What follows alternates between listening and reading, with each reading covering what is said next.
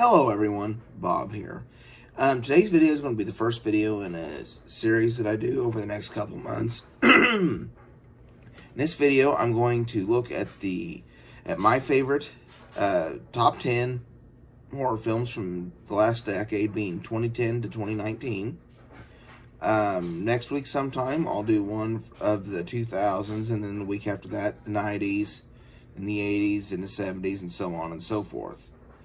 But I'm going to list 10 films, and these I know there are technically films better made than these and more critically acclaimed and all that, but these are my favorite horror films to watch from each decade. So, and I'll throw in a couple honorable mentions with each group between numbers 2 and 1. So without further ado, let's get started. Number 10 is the horror comedy Tucker and Dale vs. Evil. This movie is hilarious. It's about these couple of reclusive, simple-minded individuals, and they live up in a cabin, and these college kids are up partying real close to them, and one of the girls falls in, and these two guys rescue her, and they think she's been kidnapped by them, and they think that those guys are killing people, and after a whole bunch of misunderstandings, the college kids seem to manage to off themselves, and it's hilarious. It's very well worth a watch.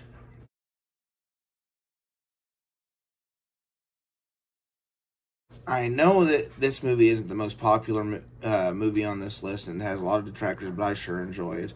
It's called You Might Be the Killer, and it stars Fran Kranz and Allison Hannigan. Allison Hannigan is working in like a video store, and her friend calls her, and he's in this situation where these bodies keep ending up, and the more and more that he talks, Allison Hannigan's character starts thinking, you might be the one doing this, and there's some mysticism involved with a cursed mask, and it's just a fun movie to watch as well. Happy Death Day is the Groundhog Day of horror movies. It's about this girl who every time she dies, she has to relive the day from the beginning. And when viewed with the sequel, it takes on more of a science fiction take on the story. But the original Happy Death Day is a horror movie, and it's a fun horror movie, and I highly recommend it.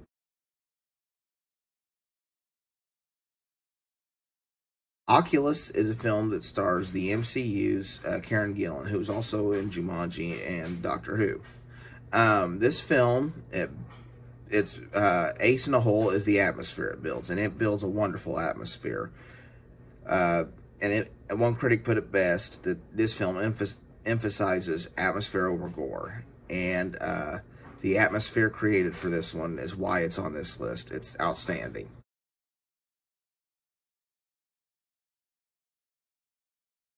Ready or Not is a movie about a family that has a gaming empire, and every time someone in the family marries someone and brings another addition to the family, they draw this card, and there's some game or some kind of shenanigan they have to do. It's because of a curse. Well, they drew the hide and seek thing, and that's the first time in like 50 some years that's happened. And so the idea, instead of just being a traditional hide and seek, the other members of the family have to hunt down and kill the girl before dawn, and if they don't, the curse comes back and bites the family.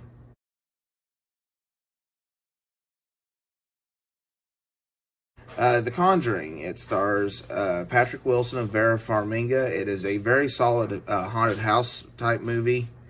The movie's about the real life Warrens that went around and they kind of hunted ghost artifacts and stuff. And this is the one that started I guess you call it the Conjuring universe. You have the Nun movie and then the Annabelle movies. But this one's the one that started it all. It's, in my opinion, the best of the bunch. And it's, like I say, it's a solid haunted house movie. Recommend you check it out.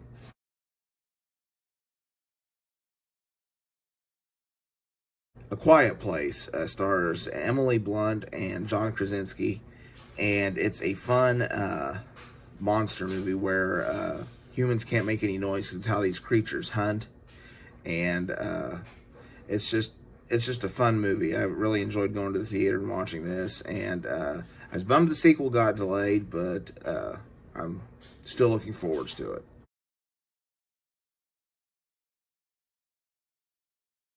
2018's Halloween. I had a blast watching this in the theater. No, this movie is not perfect by any stretch of the imagination, but it was great to see Michael Myers on the big screen again and have Jamie Lee Curtis back. And for the most part, this one nailed it. But like I said, there's a few problems I have with it, but being the huge Halloween franchise fan that I am, and when we get to that franchise, you'll see which ones I do have problems with. This certainly isn't the only movie in the franchise that I have problems with, but this one is pretty good, and that's why it made it all the way up to the number 3 spot.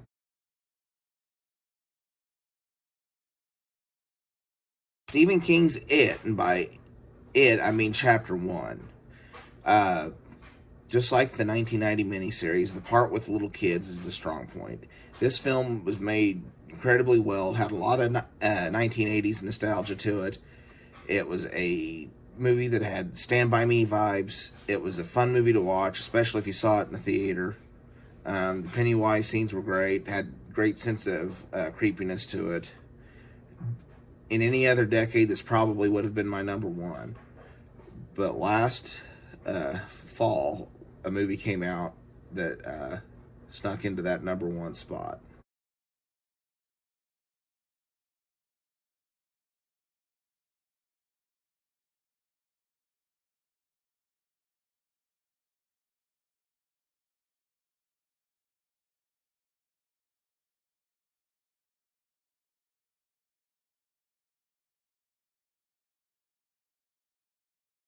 Doctor Sleep. In my opinion, it's the best horror film of the last decade. It's my favorite one to watch. It doesn't matter if you're talking the theatrical version or the director's cut that's half-hour longer. I did my review on that, so if you want to see my individual thoughts on that one, you can. It was a superb sequel to The Shining, and they did a wonderful job of making it feel like Kubrick's version from 1980, but still stayed true to the book, which was an adaptation by Stephen King. And if you've read the original Shining book, you'll know that there were a lot of differences between it and Stanley Kubrick's movie. So, again, great job. Yes, the top 2 movies were Stephen King movies. That shouldn't be a big surprise. I'm a big Stephen King fan. But I love all these movies. I loved them, and I'll watch them quite regularly. But my opinion, Dr. Sleep takes the cake. Well, guys, I hope you enjoyed this video. Like I said, next week sometime, I'll do one for the decade prior, the 2000s. And I hope you enjoy it, too. I'm going to start this series, and I'm going to work my way backwards in time, all the way back to the era of Universal's Frankenstein, Invisible Man, and all those guys. So I hope you enjoy it, and thanks so much for watching. If you enjoyed this video, please give it a like or a thumbs up, as I've seen some videos refer to it as, and consider subscribing to my channel, please. I try to have new content up daily. Follow me on Facebook or Twitter. Just search for Bob the Film Guy. And for now, this is Bob, signing off.